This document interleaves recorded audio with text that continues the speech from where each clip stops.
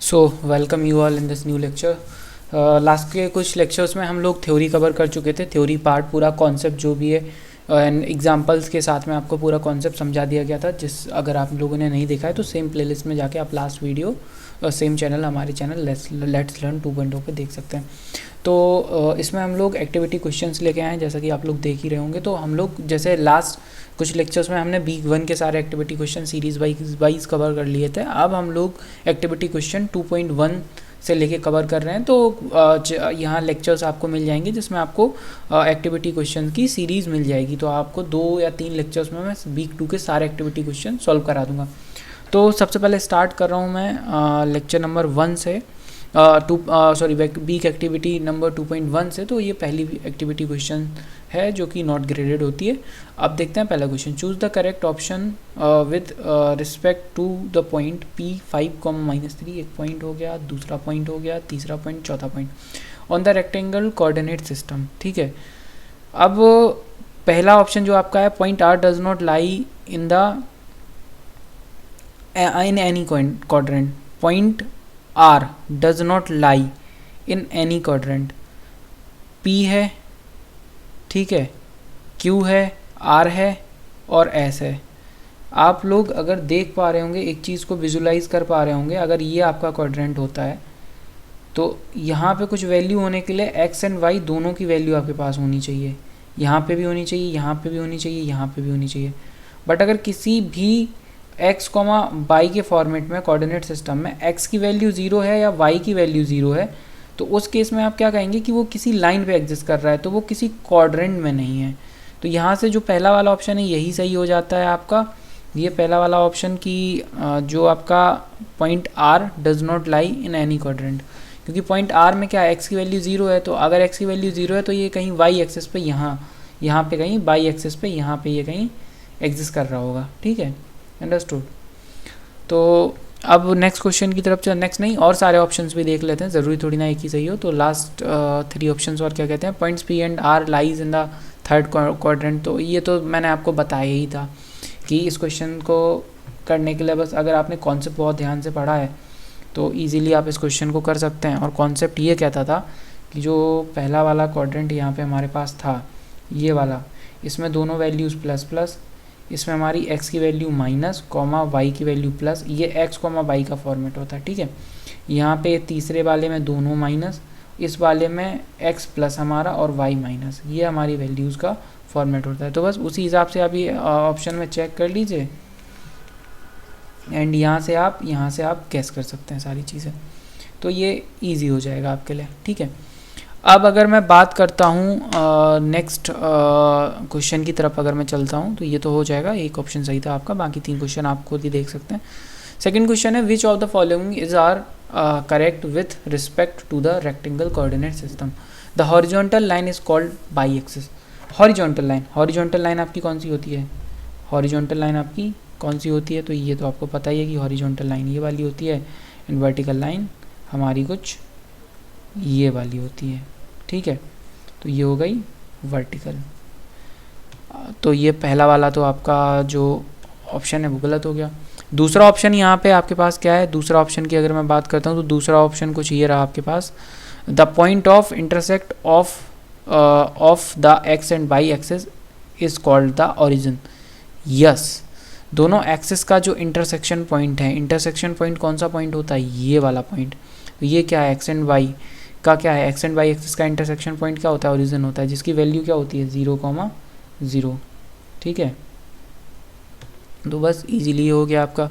अब देखते हैं, the vertical lines is called x axis. Vertical line आपकी वाई एक्सिस होती है। ठीक है, ये वाली एक्सिस कौन सी है आपकी, ये वाली जो लाइन है वर्टिकल लाइन, ये वाई एक्सिस है आपकी। ठीक है, तो यहाँ से आपको समझ में आ रहा होगा। Any point on the coordinate plane can be represented as the ordered pair x, y. Yes, ये सही बात है, तो ये आपका सही हो गया ऑप्शन। यहाँ से अगर मैं नेक्स्ट क्वेश्चन की तरफ चलता हूँ, this is the question number 3। Identify the incorrect option for the representation of a point on the coordinate plane. Quadrant 1, तो क्वाड्रेंट 1 में मैंने आपको क्या बताया था कि अगर ये आपका कोऑर्डिनेट सिस्टम है तो क्वाड्रेंट 1 में दोनों प्लस प्लस होते हैं। तो यहाँ से आपका जो पहला वाला सही हो जाता है। दूसरे में क्या है, क्वाड्रेंट 4th, तो क्वाड्रेंट फोर्थ क्या माइनस प्लस होता है? नहीं यार, ये तो क्वाड्रेंट 2 होता है, यहाँ पे आपका प्लस माइनस होता है क्वाड्रेंट 4 में। तो जो दूसरा वाला ऑप्शन यहाँ पे कहीं है आपका, ये गलत हो गया। ठीक है, अब अगर मैं बात करता हूँ क्वाड्रेंट 2 की, तो क्वाड्रेंट 2 में क्या माइनस माइनस होता है क्या? इसमें नहीं होता है। इसमें तो आपका कौन सा साइन होता है? इसमें आपका जो साइन होता है वो x माइनस होता है, एंड ये आपका बाई क्या होता है? प्लस होता है। ठीक है, तो ये भी नहीं है। तो ये ऑप्शन अभी तक आपका सही हुआ है, पहला वाला। एंड अगर इसकी बात करूँ क्वाड्रेंट थर्ड में माइनस प्लस होता है, नहीं होता है। क्वाड्रेंट थर्ड तो माइनस माइनस होता है। ठीक है, अब बात करूँ on an axis 0 plus minus y. On an axis, on an axis x axis पे क्या एक्स 0 होता है? नहीं, एक्स एक्सेस पे तो एक्स की वैल्यू होती है, बट वाई 0 होता है। एक्स एक्सेस को तो हम ऐसे रिप्रेजेंट कर सकते हैं, प्लस माइनस कुछ समथिंग वैल्यू कॉमा यहाँ पे वाई की वैल्यू 0। ये क्या है? एक्स एक्सेस को रिप्रेजेंट कर रहा है।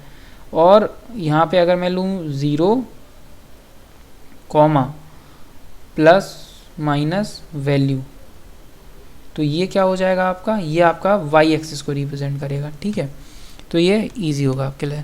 ओरिजिन 0,0 होता है। तो हमें क्या बताना था? Identify the incorrect options. तो ये वाला तो आपका सही था, पहला वाला, और लास्ट वाला भी आपका सही है। तो बाकी के जो ये सारे ऑप्शंस हैं, ये क्या हो जाते हैं? गलत हो जाते हैं, जो कि आंसर में लिखे हुए हैं। 3 ही क्वेश्चन है इसमें। देखते हैं एक्टिविटी नंबर 2.2। एक्टिविटी नंबर 2.2 हमारे पास क्या कहती है? The distance of a point P 1, tan theta from the origin is. The distance of a point P 1, tan theta from the origin is.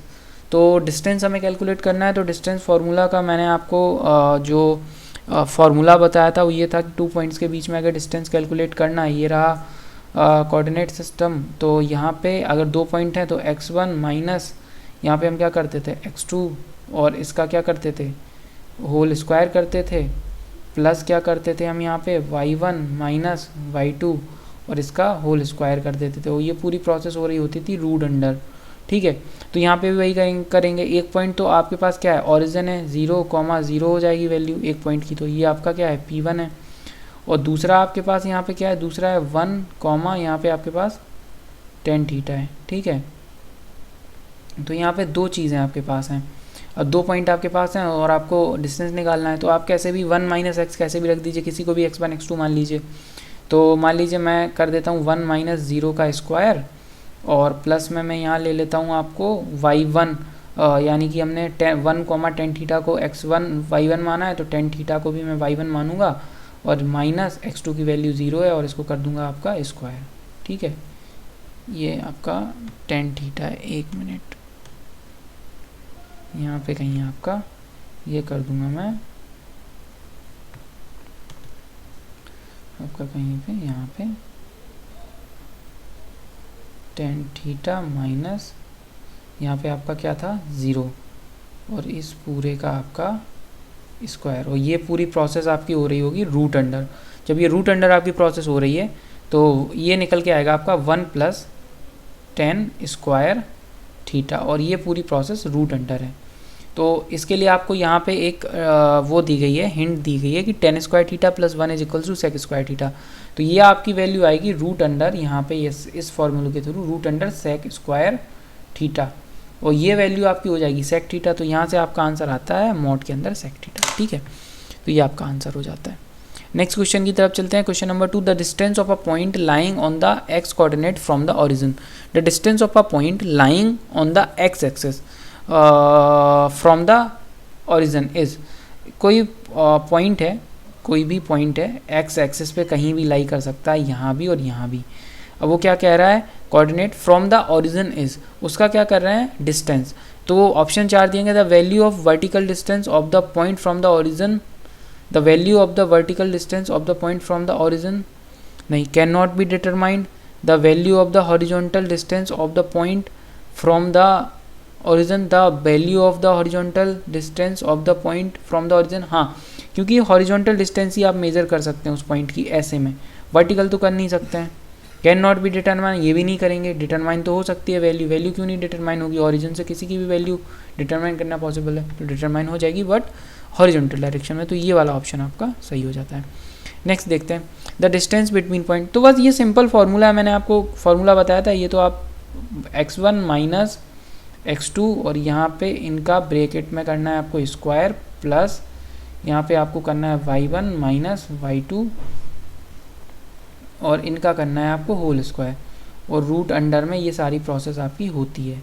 बस इनमें आप वैल्यू रख दीजिए, किसी भी पॉइंट को आप x1 y1 किसी को x2 y2 मान लीजिए, और बस वैल्यू रख के जब आप निकालेंगे तो 5 आंसर आएगा। चौथा है which of the following is are true for the distance formula between. तो ये इतनी बार मैं आपको बता चुका हूँ, तो ये तो x2 माइनस x1 और y2 माइनस y1 ये भी सही है, क्योंकि देखो स्क्वायर हो रहा है, तो आप x1 माइनस x2 लिख दें चाहे y1 माइनस y2 लिख दें, इससे कोई फ़र्क नहीं पड़ रहा है। x1 minus x2 y2 minus y1 ये भी आपका सही हो जाएगा। और अगर इसकी बात करूँ d is equals to x square plus y square if only the point is at origin one point of, तो एक पॉइंट अगर ओरिजिन है तो ये भी फॉर्मूला सही है। क्यों?